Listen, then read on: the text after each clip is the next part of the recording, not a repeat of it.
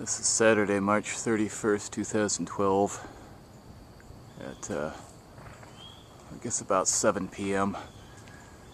and I'm looking up and to the west. What we're looking at is the edge of a thunderstorm that's to the north and slightly east of us. So if we pan over this way to the north and east, we can see it's a little darker over there. You can even hear some faint rumblings. But the main thing we're looking at is the overhang, which is directly overhead there, spreading off to the west and to the south.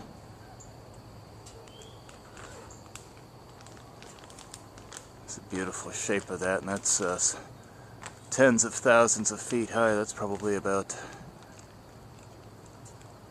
25 to 30,000 feet high, that overhang there. There might even be some hail up in that. But there's definitely a very, very large thunderstorm associated with this. It's just off to the north and to the east. So again, we're looking at the overhang from a thunderstorm, and we're in Bartlett, Tennessee.